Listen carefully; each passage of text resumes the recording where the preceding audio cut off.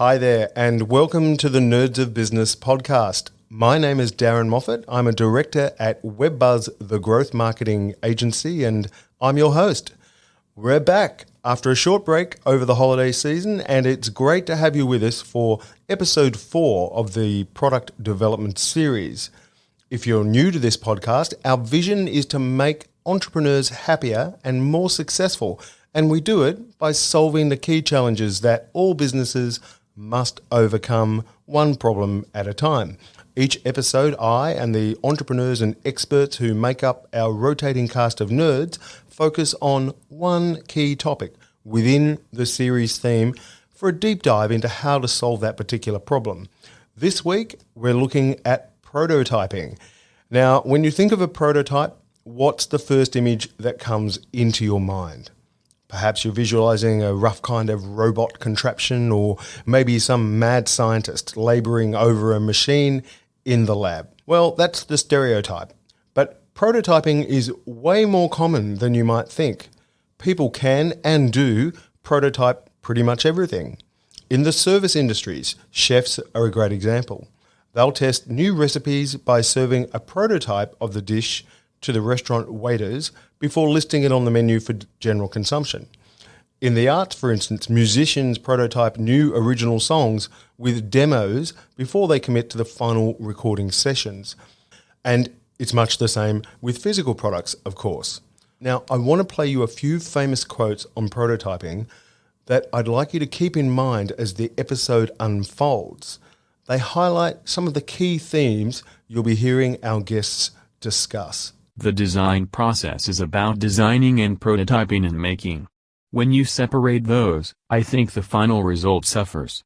That quote is by Jony Ive, the famous designer of the Apple iPhone. Now, he obviously knows a thing or two about product development. And check this next quote out. It's probably my favorite. Prototyping is the conversation you have with your ideas. That's Tom Wujek, who's a famous TEDx speaker and inventor. I think the concept of a conversation with your ideas perfectly sums up what prototyping is. And for today's opening story, we reveal perhaps the longest, most arduous example of that type of conversation in the history of modern business.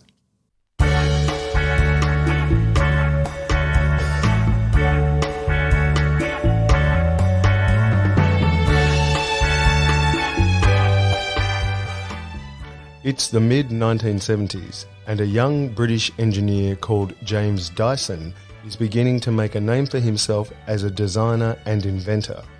At just 22 years of age, he invents a sea truck that can carry 3 tons at 50 miles per hour across the water. A few years later, he invents a wheelbarrow with an innovative ball wheel that won't sink in the mud. It quickly snares 50% market share. In 1978, Dyson is mulling his next move when one day he walks past a local sawmill and sees a machine in use called a cyclonic separator. By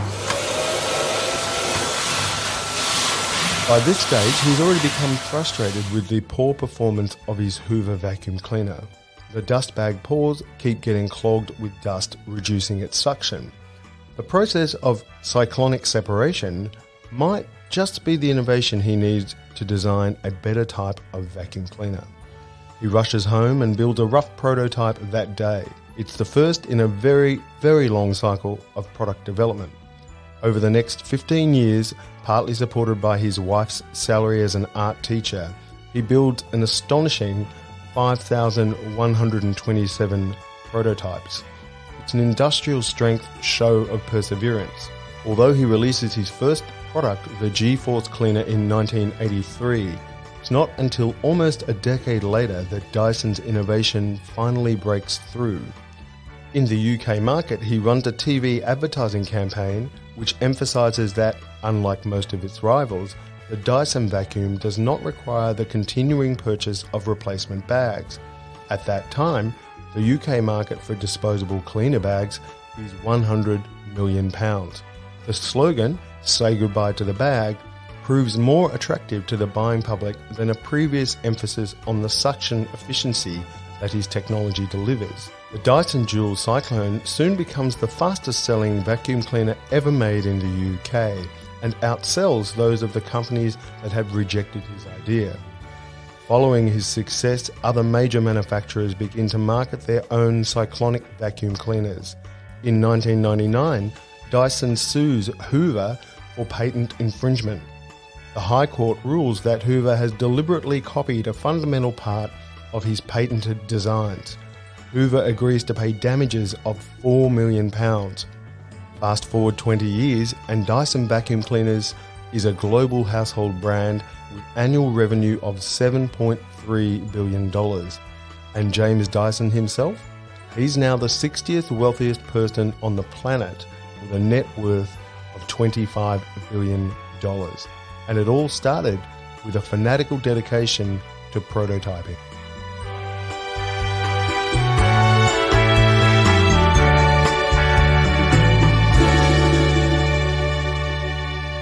There's no doubt that the Dyson story is a pretty extreme example of prototyping. Most products and services will usually only require a handful of prototypes before they're ready for market release.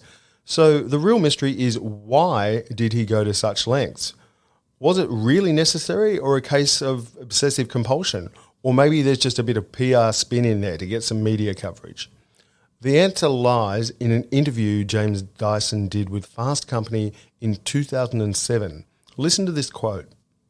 I made 5,127 prototypes of my vacuum before I got it right. There were 5,126 failures. But I learned from each one. That's how I came up with a solution. So I don't mind failure. According to Dyson, it's all about the learnings that come from the failures that make prototyping such an important part of the product development process. If you're developing a new product or service, or gearing up for the launch of a startup, for instance, how can you use prototyping to make your offering so good that it becomes a hit with your customers and changes your life forever?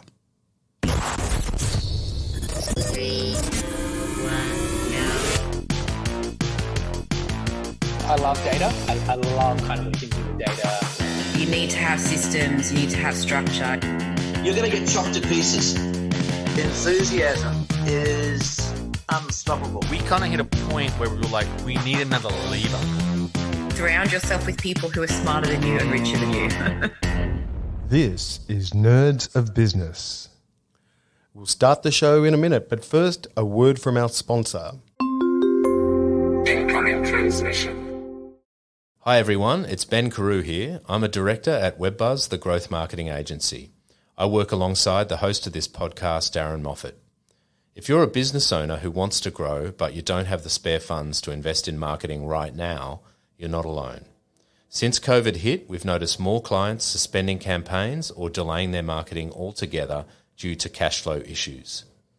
In response to this, we developed a solution called Buy Now, Pay Later digital marketing. It provides eligible small businesses with nothing to pay on SEO, digital marketing and website development for up to 3 months. We think it's perfect for entrepreneurs who need a helping hand getting sales flowing again. I'll be back later in the show to explain how it works, but if you can't wait, you can download a free info pack now at webbuzz.com.au/BNPL. That stands for Buy Now, Pay Later. That's webbuzz.com.au/BNPL. All systems operational. So the title of today's episode and the problem we're trying to solve is prototyping, how to bring your product or service to life for testing and production. It's a really interesting topic today, and we've got some truly inspiring guests on the show. You'll hear from an international electronic hardware manufacturer who's sold 1 million units globally of their product. You'll also hear from the founder of one of the fastest growing healthcare companies in Australia. They've got an online community of almost 500,000 fans, and we'll completely nerd out with our 2 product design experts. But first, here's just a quick request. If you're enjoying Nerds of Business, we'd love to get your feedback. Please take a second now to open up your podcast player and leave a review. It helps us climb up the ranks and become more visible to other people just like you. We want to help as many entrepreneurs and businesses as we can. Thanks in advance for your support. When it comes to product development, the notion of a prototype is probably the most tangible or concrete aspect of the whole process. If you ask the average person on the street, they'd have a fair idea of what a prototype is. But where do you start and how do you go about it? Ross Gales is Director of Design and Strategy at Sydney agency Pollen. Ross is one of our 2 product design experts for this series, and he's designed product solutions for some of the biggest brands in Australia, including Gumtree, which is owned by global giant eBay. I asked him to describe the process he uses for prototyping digital products, but also have a listen to what he says about the power of 3D printing for prototyping physical products as well. Yeah, absolutely. So our product prototypes vary in fidelity. So from very, very early on in the process, we might even take some sketches and we might put them together in a sketch prototype, which can be nothing more than just some clickable screens of some photos that we've taken of some sketches. Mm-hmm. And if that's coming back to the lean methodology, if that's the quickest way to get insights from our customers, then let's do that. It's quick and easy. We sketch it up. There's no harm. If it doesn't work, we can scrunch them up and throw them away. Yep. Okay. Now, moving through the different layers as we get further into the product development, the prototypes start to get a little bit more fidelity. So we start to do things like moving into clickable prototypes where we use tools like Figma and Sketch and InVision, where we start to design the screens even just at a wireframe level and start to make them a bit more interactive and starting to see how the experience might flow between the different elements of the product for the users. They're great because you can put them into user testing. There's some great online user testing tools where you can recruit users from different segments that are in your target audience and get them to trial the product. And by watching people using a product, you learn so much about how users will engage with your product or service.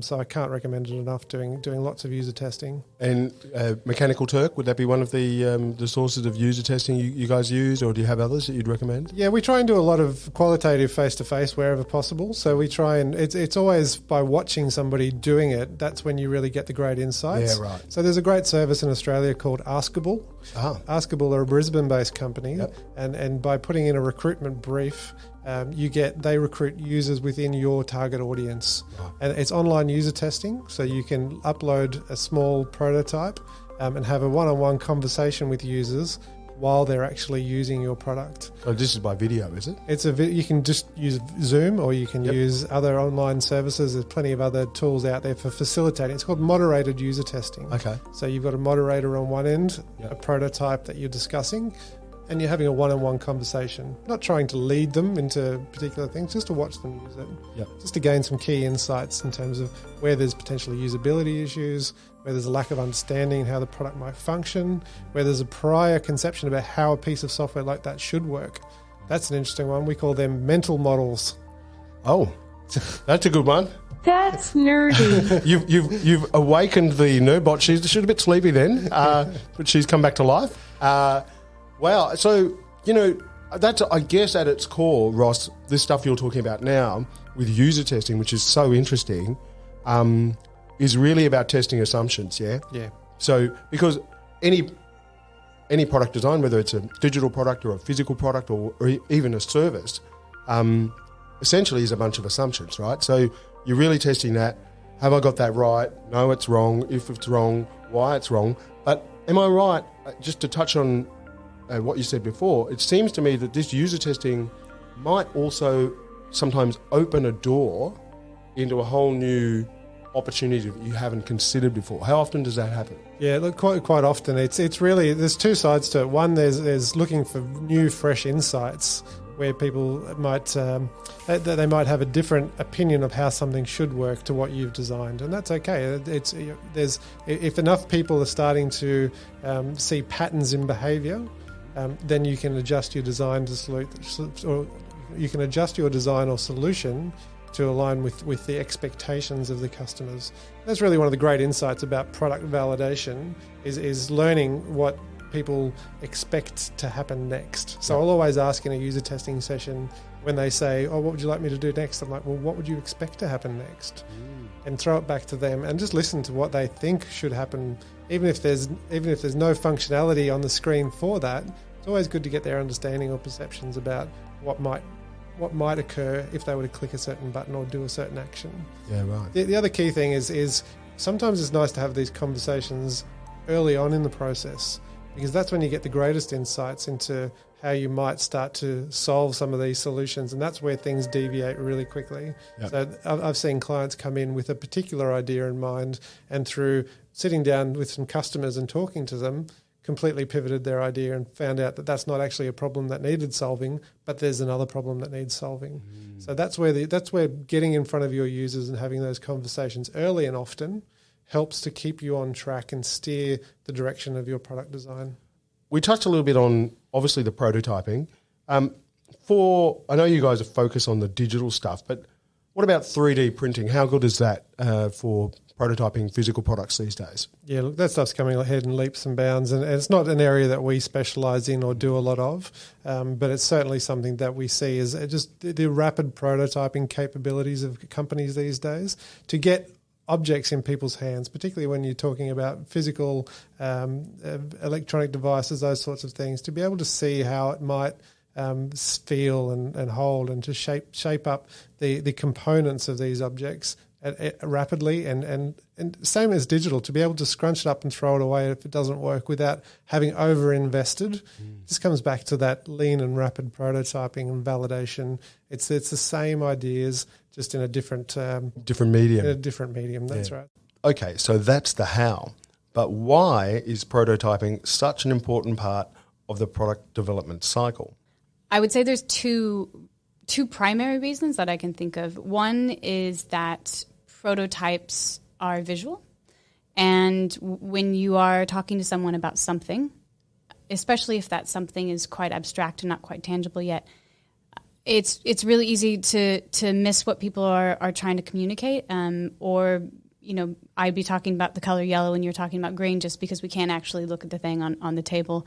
And so it's about having a visual thing to point at and make sure that you're talking about the same thing and that you're gathering as accurate of feedback as you possibly can. So it's really just about visual sort of and aligning on language of what you're speaking to. The second one is once you get a little bit further down, more refined designs. The reason to prototype there is really that as soon as you start to push all, as soon as you start to map out all of the different interactions, you suddenly realize that there's all these edge cases or unknown scenarios that are going to come up that you need to account for and you need to think about before you actually start building it. And in some cases, you actually end up reworking things. So that's another reason that it's really important to prototype. It's a really good thinking tool for designers. And how long does that stage of the process last? I mean, I know that's a very difficult question to answer because inevitably the answer would be different for different products and projects. But typically, if we broke the life cycle of product design from ideation, through to sort of go to market, like how much of that time is spent on prototyping, as say a percentage? Well, maybe I'll just ground it in what we often do at us2 as an agency. We sell in a piece of work that we call discovery, which is usually anywhere between 6 to 12 weeks of work, where we do a lot of that initial research and validation that we've already covered a lot. And as part of that, we would probably do at least three rounds of prototyping in different fidelity, so going from sketching up to like a really high fidelity in about, like within 8 to 10 weeks, you can do 3 rounds of prototyping. Again, that's not the entire product. That's prototyping the most important things to validate what the product needs to do. And then you continue that. So the reason I think I can't give you a percentage is that then once you move into what we call build stage at us2, the build could last anywhere from 12 months to 20 years. And you'll need to continue to do that. There's a sort of a cyclical thing that you go back to the drawing board, as it were, and you re-ideate, you come up with new features, you think about how something's going to shift and change, and you'll often prototype those things. So frequently, but you could probably do a few versions of it in a couple, 3 months. And this is a bit of a side question. What is your favourite stage of the product design cycle. Like, I mean, you're obviously touching, all the key stages, and then you're interfacing with engineers and, clients and builders and all the rest of it. So what part do you enjoy the most? Well, so that's a good question. I think have followed a very common path for designers. I started my career as a visual designer. I studied visual design in university, and then I ended up doing, they called me a UX UI designer. So I was very much at the forefront, making what you would see as the app, designing that to look the front end. The front part, the face of it, making it look pretty and interactive and fresh. And then I found my way more into research, and to be honest, I never really looked back. I think, actually that's not quite sure.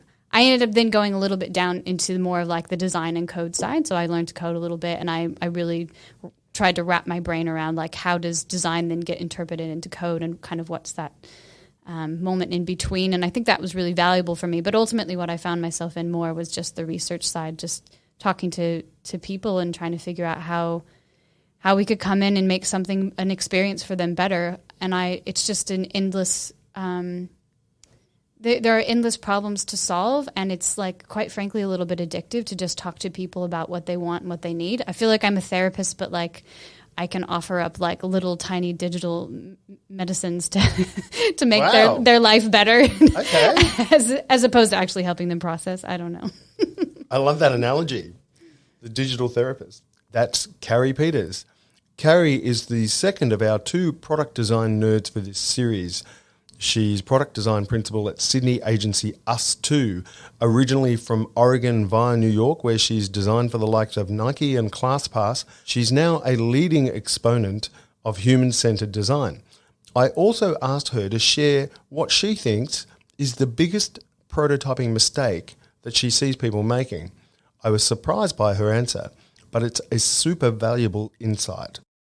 I mean, the number one mistake that people do is something I spoke to earlier, which is they try to prototype the entire thing at its like most complex version, and it's really just not necessary. I think prototyping really is it's about a just enough model. So you're doing just enough to do those little experiments to validate those little things that you aren't quite sure about. Yep. You're not designing the entire thing. You're designing some core pieces. A designer can literally sit down and design that in like a couple days, even in a couple of hours. But it's not really so much about the designing part. It's about designing the thing to then go out and get some feedback and come back and iterate on it. That's, I think, the most important bit. So like for instance, one of the clients that I'm working with right now, we're doing these probably every 2-week cycles where we'll take a feature, we ideate on it, we sketch it up, we get it into digital format, we get a thumbs up from the client, we take it to users, test it, come back, tell the client what we heard from users, we do another round of iteration, test it one more time, make sure that we got those changes right, and then we prep it for the backlog for the developers to make. So that's about a 2-week where we've got a single prototype that we're iterating on, and it's not the whole thing, it's just a very, very specific portion of the product to make sure that we're nailing it. But it's enough. Yeah. Just enough, yeah. And so you think the biggest mistake that people make is that they either miss out or they don't do enough of that part where they're sort of they're getting the user feedback and they're talking with other, getting inputs from others who have the problem or maybe are using the prototype. Yeah. The reason I think that people sort of get caught up on prototyping and they feel like it's such a big deal is that they're trying to design the whole product because they think the whole product and that context is important. But what you find is then when you go and take that prototype of the entire thing to a potential user, without fail, they'll go off into left field and start looking at some other little thing that you really don't need feedback on right now. And then you come back and you've got all this feedback on something that the client or you yourself don't have any intention of changing. You're not going to change that thing right now. Or maybe it wasn't even something that you necessarily were going to prioritize in the next foreseeable future. And you don't have feedback on the one thing you actually needed. So just put up blinders, help the user know what you want feedback on. Focus it. Yeah, help them focus. And now for the entrepreneur perspective. Regular listeners might recall my interview in episode 14 with Dr. Shin, the founder of Acoustic Sheep. Acoustic Sheep is an electronics company based in Pennsylvania in the US that produces the brilliant Sleep Phones product. Before she was an entrepreneur, Dr. Lai was a GP and she struggled with getting back to sleep after patient phone calls in the middle of the night. She needed to listen to some meditative music to help her relax, but headphones were bulky and earbuds were uncomfortable. Since there were no headphones specifically designed for sleeping on the market, she and her husband, Jason Wolf, invented their own. And they've since sold over 1 million units globally. Listen to the fascinating story she shares about their prototyping process. Like even now, we're always tossing something out there and trying it, right? It's just a continual thing. Mm-hmm. Like in the beginning, what would you... Well, you bought me my first sewing machine for my birthday, and I bought him a really fancy soldering iron for his birthday. Yeah. So that was the first year. Okay. We went through about 3 or 4 like different prototypes, and we also had like so first some of the prototypes were more like traditional headphones, as we mentioned in the beginning, but flatter and made out of fabric, and that just didn't really hold together very well. And then we tried a sleeping cap kind of an idea, so putting it into more of a beanie kind of a shape, and that worked, but it was hot. And so because it was uncomfortable and hot, and then it, messed with the hair. So then I would take it off in the middle of the night, and it just wasn't as nice. And then we came up with the headband idea after that. And I think over Christmas holidays, I sewed it together, and then we tried it, and it just worked. And then it was like, oh, okay, well, let's go to the fabric store, buy some more fabric, and you can order some more speakers and wires, and then we started making them. So it sounds like you went through at least 3 or 4 different kind of iterations before you kind of got to the real at least solid prototype. Yeah, that you knew you had the right product. Yeah. Well, so we came up with the headband concept, and then we refined it further because at the time we were doing them ourselves, right? Yep. And so then we had to source like little beads so that the speakers could be adjusted. And then we had to source an eyelet for where the wire came out. And so then we first had just plain old circular eyelets. And then we found an eyelet that had a sheep on it. And so then we bought the sheep eyelet. We bought it all out, like 500 eyelets. And that's that sort of thing. And then with different sizes, because at the time we were buying just off the shelf fabric, which weren't very stretchy and not as nice as our current fabric. We had to have 5 different sizes, which was kind of a headache. Mm-hmm. And so I had to map out using cardboard, like what size to cut for each size. Right. And so we had that, and then basically had to just lay out the fabric on our carpet, and then mark it out with the cardboard, and then use like one of those fabric cutting tools and cut it all out. And then, so it was a whole regimented process, and we codified it, wrote it all up. It was like 20 something steps. And then we initially did all of those steps ourselves. And because we did it ourselves, we knew where the problems were, potential issues, where you had to be more careful and all of that. We made the first 500 pieces, and then we outsourced to some, people around the community that we were able to hire off of Craigslist. Venture capitalists and sharp investors know that online healthcare is a very hot market right now with the potential for vast, vast growth. One entrepreneur who's built a really exciting business in this space very quickly is health and wellness expert Jess Seppel of JS Health. Now, Jess is a qualified nutritionist who started blogging while she was studying way back in 2010. The blog quickly grew into an online community which now encompasses more than 400,000 people across Instagram, Facebook and email.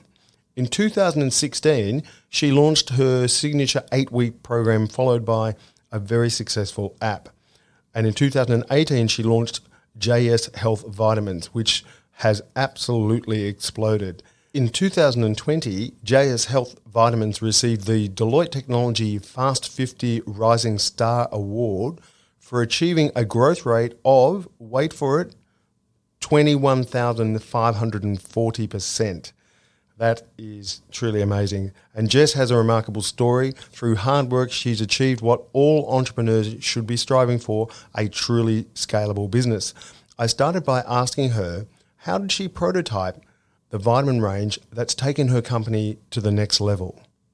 Yeah, so I guess as a nutritionist, it can be hard to understand, but when I trained in health and nutrition for 5 years, and then I spent at least 2 years practicing in private practice as a nutritionist, I got this very, very deep sense of what women were struggling with, and through the online blog and community.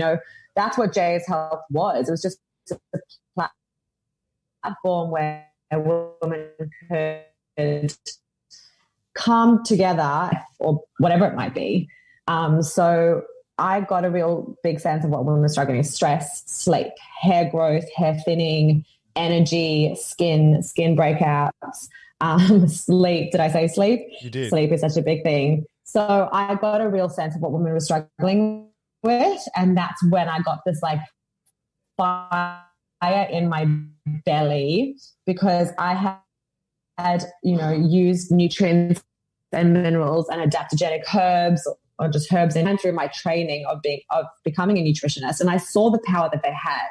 So the first thing when I thought I would love to create a product line, the first thing was I love vitamins. I care, I'm so passionate about vitamins.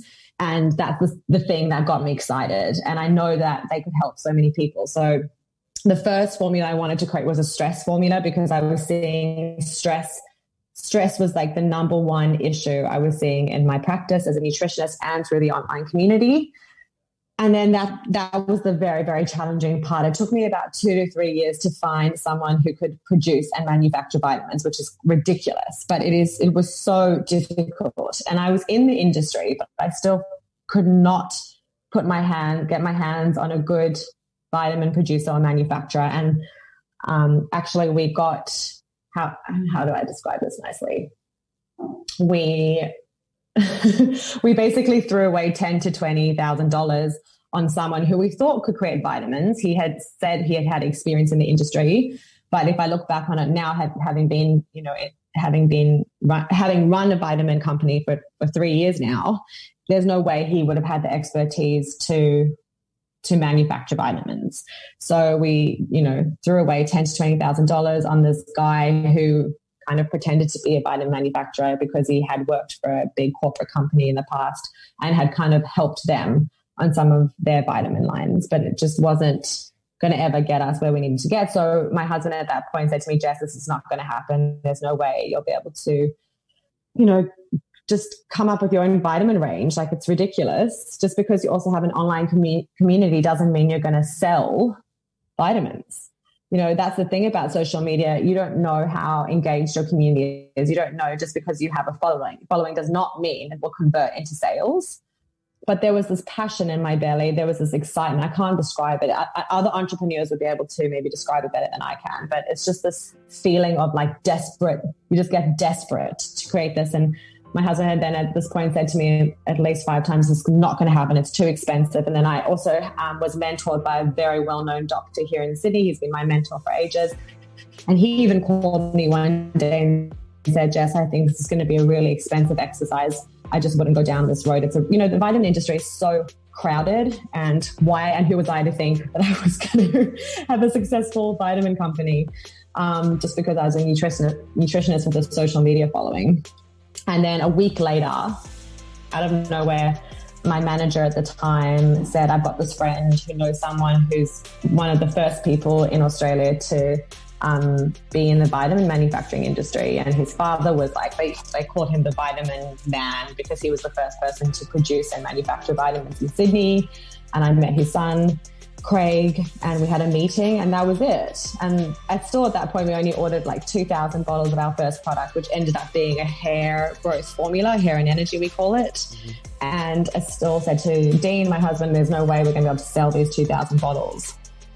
And we did. And now we're 14 or 15 products deep. And, Jay's Health vitamins are definitely trending in the vitamin space here in Australia. And I think it's because they're different. They're all backed by research and science. There is a nutritionist behind them.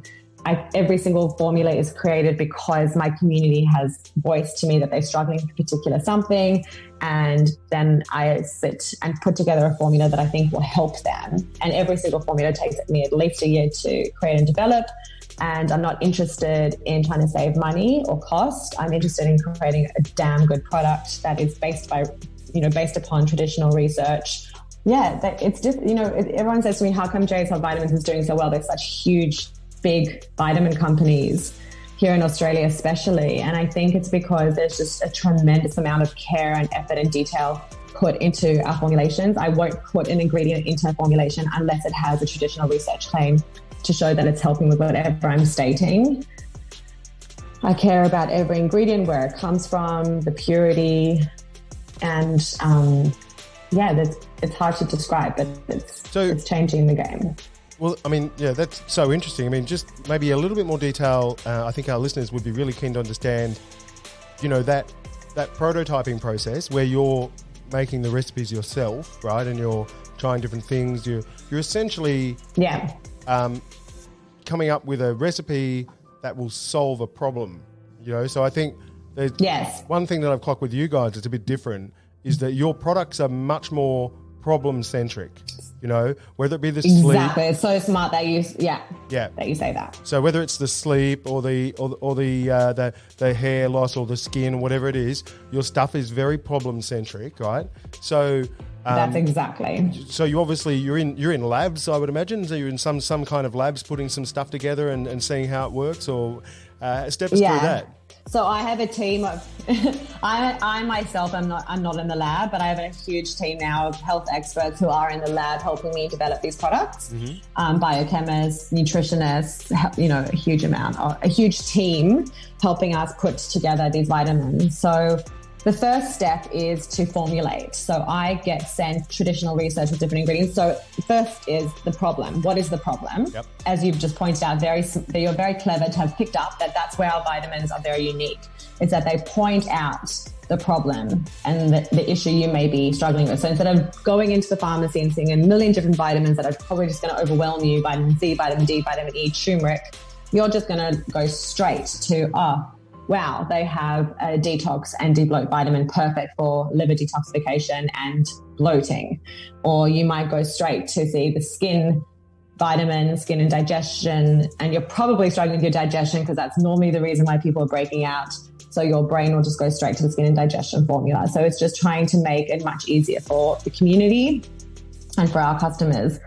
So the way it goes is that I want to put together a skin formula, and I get sent the traditional research of ingredients that do and have been shown to support skin health. So normally it's a nice combination of nutrients, minerals, and herbs. Nutrients and minerals, as a nutritionist, are my favorite, more than herbs. I'm not a naturopath. Okay. And I obviously, from my training, I have quite a good understanding of what nutrients and minerals will probably help the skin, like vitamin C, vitamin E, zinc. First things that come to my mind, and then probably some, nice herbs, antioxidants, and I will then contact my vitamin manufacturer. They have a team of health experts and researchers that send me the research and show me which ingredients have been shown to help with skin health. And then I take the ingredients that have the traditional research to back them up, and then I start formulating. And as I said, each formulation takes me at least 12 months. So we go back and forth. And the other big difference with Jay's Health is that I'll only put ingredients that are at a therapeutic dose. I don't like just putting a speck of nutrients and minerals to save costs, which a lot of big companies do. I want it to be at the therapeutic amount because I know that will have a transformational effect. And we go back and forth, adding nutrients, putting more of this nutrient, putting less of that mineral. So trying to balance out the formula, making sure that the tablet size is not too big, because the more minerals you add, normally the more magnesium you add, the bigger the tablet gets, or the more vitamin C you add, the more bigger the tablet gets. I have to go back and forth to make sure the tablet size is correct, to make sure the coating doesn't contain, crazy amounts of excipients or preservatives. And after 12 months, we might have a formulation, and then that goes through the TGA, which is probably the strictest vitamin government body in the entire world. And they have to approve your formula because it then becomes a listed medicine here in Australia. And Australia probably has the strictest manufacturing, rules, and it's the GMP. It's good. It's good manufacturing process. Take that out. Good manufacturing. What is it? Good manufacturing, GMP. Oh, I can't get the P, but anyway, leave that out. That's okay. Just in case I get that wrong. GMP manufacturers. So it means that they under incredibly strict processes to make sure that each ingredient is tested multiple times. And then the TGA will accept your formulation, and then it becomes a listed medicine. And still after that process, it has to get manufactured and produced in a lab. And then our distributors get a hold of the vitamin, and then it's ready to sell. And now another word from our sponsor. Incoming transmission. Hi, it's Ben again from WebBuzz, the growth marketing agency.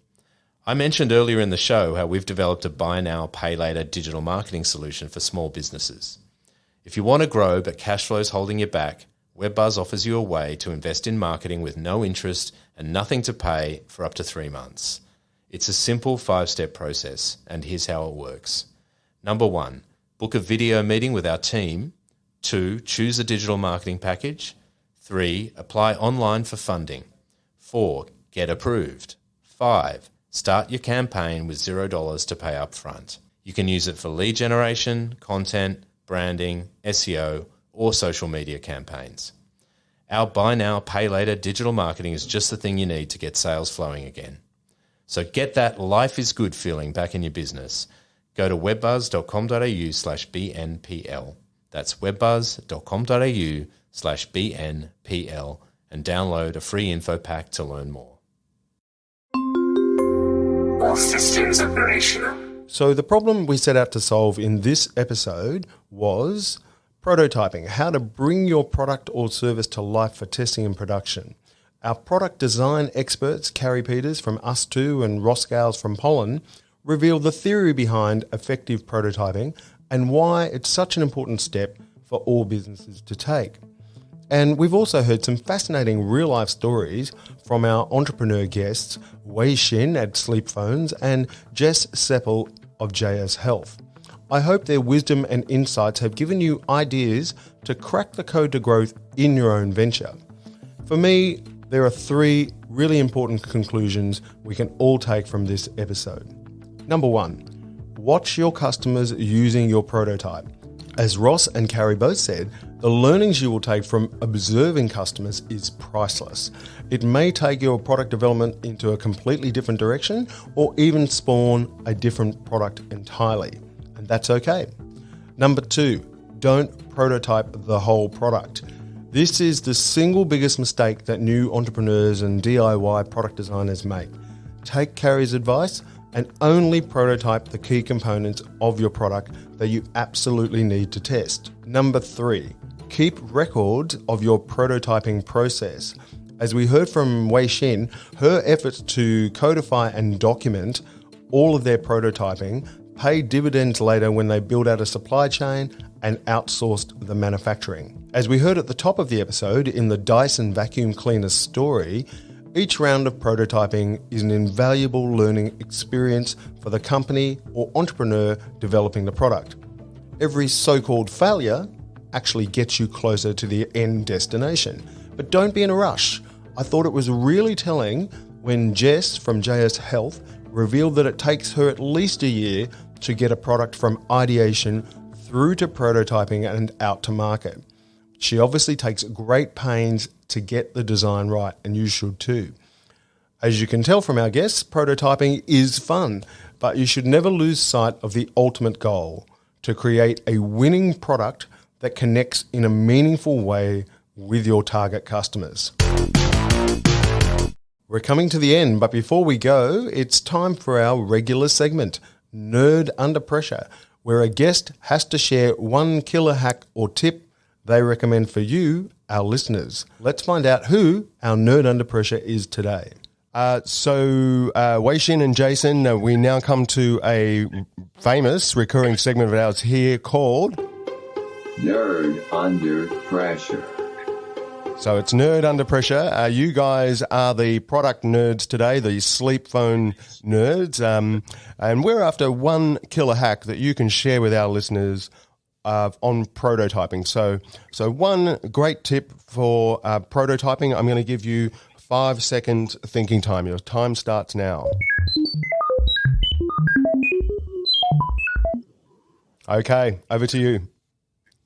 So we keep the basic materials and tools to work in a lot of different disciplines around the house. Mm-hmm. And when inspiration comes to us, we make something, and it leads to some clutter, but it's served us very well, and it's fun.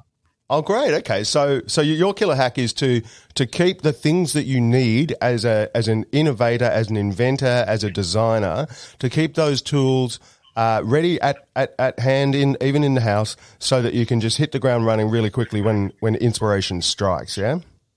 Absolutely. Fantastic. That's a great hack. Thanks for sharing that one. So thanks for listening to episode 16 of the Nerds of Business podcast. If you haven't left a review already, please write a review or rate us on Apple, Spotify, Google, or wherever you listen to your podcasts. It helps us climb up the ranks and become more visible to other people just like you. If you've got a question or some feedback, we'd love to hear from you, of course.